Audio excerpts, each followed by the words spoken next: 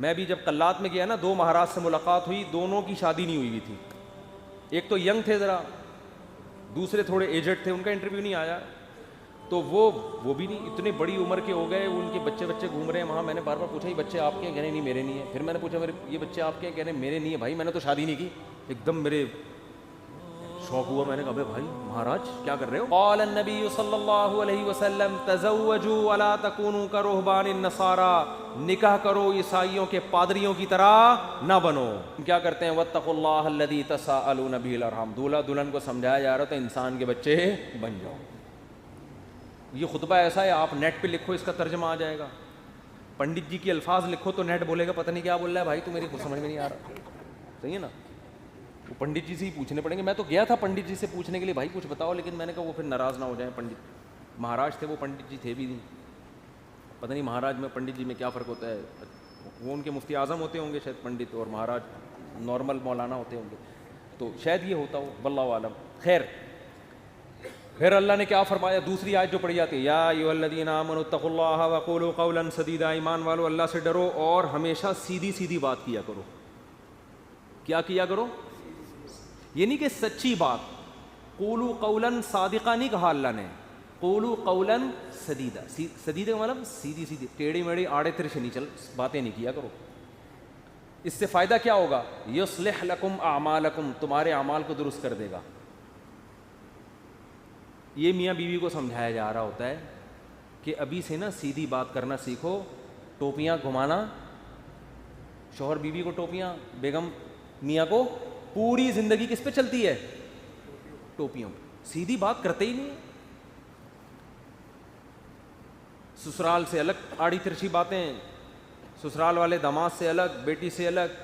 گھروں میں جو آگ لگتی ہے وہ سیدھی باتیں کرنے سے لگتی ہے، آڑی ترچھی باتیں کرنے سے. جھوٹ پلو گھماتے ہیں باتوں کو، صحیح بات ہی نہیں کرتے. تو اس سے کیا ہوتا ہے؟ اعمال خراب ہونا شروع ہو جاتے ہیں. جب آدمی کو پتہ ہوتا ہے نا مجھ سے کوئی پوچھے گا تو مجھے سچ بولنا پڑے گا، تو وہ کام ہی ایسا نہیں کرتا کہ جواب دہی ممکن نہ ہو اس کے لیے. تو یہ میاں بیوی کو تمیز سے نصیحت کی جاتی ہے. اور پھر حدیثیں پڑھی جاتی ہیں، النکاح من سنتی، نکاح میری سنت ہے.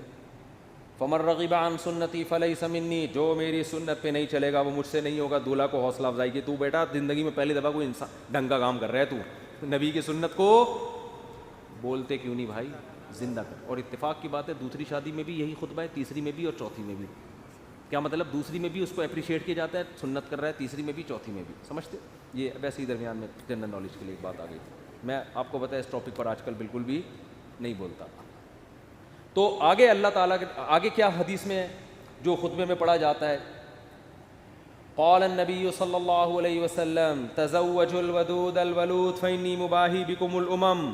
ایسی عورت سے نکاح کرو محبت کرے اور تمہیں اولاد زیادہ دے، میں قیامت کے دن تمہاری کثرت پہ فخر کروں گا. میاں بیوی کو سمجھایا جاتا ہے نسل مت روکنا، تمہارا ملاپ پائیدار، کامیاب، خوشیوں بھرا اور آخرت میں ترقی کا سبب جب ہی ہو سکتا ہے جب تم دونوں اولاد کی کثرت چاہو. شروع میں ہی چاہتے ہیں کہ ہمارے اولاد نہ ہو، اس کی بھی نفی کی گئی. اور کیا پڑھا جاتا ہے خطبے میں؟ وقال النبی صلی اللہ علیہ وسلم تزوجوا ولا تکونوا کرہبان النصارى، نکاح کرو عیسائیوں کے پادریوں کی طرح نہ بنو. میں بھی جب قلات میں گیا نا، 2 مہاراج سے ملاقات ہوئی، دونوں کی شادی نہیں ہوئی ہوئی تھی. ایک تو ینگ تھے ذرا، دوسرے تھوڑے ایجڈ تھے، ان کا انٹرویو نہیں آیا. تو وہ بھی نہیں، اتنے بڑی عمر کے ہو گئے، ان کے بچے گھوم رہے ہیں وہاں. میں نے بار بار پوچھا یہ بچے آپ کے ہیں؟ کہنے نہیں میرے نہیں ہیں. پھر میں نے پوچھا یہ بچے آپ کے ہیں؟ کہنے میرے نہیں ہیں. بھائی میں نے تو شادی نہیں کی. ایک دم میرے شوق ہوا. میں نے کہا بھائی مہاراج کیا کر رہے ہو؟ اس میں پرانے کوئی ڈائلاگ یاد ہے نا، وہ مہاراج اس طرح کے ایک دم اسٹائل سے آتا تھا، وہ مہاراج تم میرے منہ سے ایک دم مہاراج آپ اپنی ایج دیکھو تو کیسے ہی گزارا ہو رہا ہے. تو انہوں نے کہا بھائی ہم جو مندر کے لیے قربانی دیتا ہے نا، پھر اپنے پرانے والے مہاراج کی انہوں نے مجھے تصویر دکھائی، یہ میرے پیر تھے، ان کا میں نائب بنا تھا. تو جو اپنے آپ کو مندر کی خدمت کے لیے وقف کر دیتا ہے، شادی نہیں کرتا کہ بس مندر کی خدمت ہی کرنی ہے، وہ پھر اس مندر کا مہاراج بنتا ہے. ان کا مذہب ہوگا، میں ان پہ طنز نہیں کر رہا، وہ ان کا جو مذہب ان کو سکھاتا ہے. میں نے ان سے کہا لیکن مجھے تو موقع مل گیا، میں نے کہا آپ کا مذہب آپ کو یہ کہتا ہے کہ آپ شادی نہ کریں, ہمارا مذہب ہمیں یہ کہتا ہے کہ مر رغب عن سنتی فلیس منی. نبی نے فرمایا جو نکاح نہ کر کے میری سنت سے اعراض کرے گا اس کا مجھ سے کوئی تعلق نہیں. اور حبب الی النساء والطیب, نبی نے فرمایا دنیا میں دو چیزیں محبوب ہیں, ایک نکاح کی کثرت اور ایک خوشبو. تو ہمارے نبی تو بالکل اس کے اپوزٹ چلے ہیں, بالکل اس کے برعکس. تو یہ نہیں کہ نکاح کرنا ہے, کثرت نکاح کی ترغیب ہے. میں نے کہا ہم تو رہبانیت کے بالکل اگینسٹ چلتے ہیں. تو مجھے اس وقت وہ حدیث سمجھ میں آئی کہ آپ عیسائی بھی یہ کرتے تھے, پادری, نکاح نہیں کرنا. تو ہمارے نبی نے فرمایا تم نے ان کو فالو نہیں کرنا, نہ ہم تو کثرت سے. تو مجھے لگ رہا تھا وہاں بیٹھ کر کہ یہ جو مہاراج ہیں وہ مہاراج کے چہرے پر نا افسردگی کے آثار تھے. یہ پہلے والے جو مہاراج جن کا انٹرویو آیا یہ تو پھر بھی ینگ تھے, تھوڑے سے اچھے صحیح. دوسرے والے مہاراج افسردہ, گھٹنوں میں بھی پرابلم, کچھ مسائل بھی تھے بیماریوں کے. تو میں مہاراج سے ریکویسٹ کرنے والا تھا کہ کر لیں شادی, یہ مسائل آپ کے نیچرل لائف کا کوئی آلٹرنیٹ نہیں ہے. مندر کی خدمت شادی کر کے بھی ہو سکتی ہے. اب شادی کی ہوتی, یہ بچے آپ کے ہوتے ہیں, یعنی اسی جیسے ان کو لگا دیتے مندر کی خدمت پہ. اگر آپ کا یہ نظریہ ہے, میں ترغیب نہیں دے رہا ہوں ان کو, کیا خیال ہے؟ جیسے ہمارے بیٹے ہیں تو میری خواہش ہے کہ یار وہ بیٹے عالم بنے, اللہ خواہش کو پورا کرے. مہاراج میں جو باتیں آپ سے کر رہا ہوں آپ تنہائی میں بیٹھ کے ان باتوں پہ غور کریں. اب اللہ کرے اب تک کر رہے ہو غور. چکر میں تو ڈال دیا ہم نے, مہاراج کو ہم نے چکر میں ڈال دیا. مہاراج اب بیٹھ رہا ہوگا یار مسئلہ کیا ہے, بات تو صحیح کی ہے بندے نے, زندگی بھی برباد کر دی. پھر میں نے مہاراج سے بھی کہا, میں نے کہا یہ بھی دیکھ لینا کہ آخرت میں اس شادی نہ کرنے کا کوئی ثواب بھی ملے گا. ایسا نہ ہو کہ نہ یہاں کے رہے نہ وہاں کے رہے. قرآن کہتا ہے الذین ضل سعیہم فی الحیاۃ الدنیا وہم یحسبون انہم یحسنون صنعا. قرآن کے الفاظ ہیں. بھائی ہندو یہ نہ سمجھیں کہ میں تو اسلام کی بات کروں گا نا, آپ کا مذہب اگر یہ کہتا ہے تو ٹھیک ہے بھائی آپ اس کو فالو کریں, آپ کو نہیں سمجھ میں آ رہا تو ہم کیا کہہ سکتے ہیں. لیکن ہمارا جو مذہب ہے وہ ہمیں کیا کہہ رہا ہے, وہ یہ کہہ رہا ہے کہ الذین ضل سعیہم فی الحیاۃ الدنیا. کچھ لوگ دنیا میں ایسے ہیں کہ جن کی کوششیں برباد ہو جائیں گی دنیا میں, حالانکہ وہ یہ سمجھ رہے ہیں کہ وہ بہت اچھا کام کر رہے ہیں. دیکھو ایک آدمی غلط کام کر رہا ہوتا ہے, غلط کو غلط سمجھ کے, اس کو پتا ہے بھائی چرس پینے کا آخرت میں کوئی ثواب ملے گا, اور چرسی کو امید بھی نہیں ہوتی. وہ کہہ رہا ہو یار مجھے پتا ہے آخرت میں بربادی ہے لیکن اب مزے اڑا لوں تھوڑی دیر کے. ہیروئنچی کو پتا ہے آخرت میں بربادی ہے مگر مزے اڑا لو. زانی کو پتا ہے آخرت میں بربادی ہے مگر مزے اڑا لو. لیکن کچھ لوگ ایسے ہوتے ہیں جو بڑی محنت کر رہے ہوتے ہیں, اپنی حلال خواہشات کو بھی قربان کر رہے ہوتے ہیں, اور وہ سمجھ رہے ہوتے ہیں آخرت میں مل جائے گا بدلہ. اللہ کہتے ہیں نہ دنیا میں ملے گا اور نہ آخرت. کیونکہ پیپر جو اللہ نے بنایا ہے نا اس کو فوکس کرنا ہے آپ نے. پیپر فزکس کا ہے اور آپ ریاضی کے مشکل ترین سوالات لے کے بیٹھ گئے, اور جو فزکس کا آسان سوال تھا اس کا آپ اس کو حل نہیں کر رہے.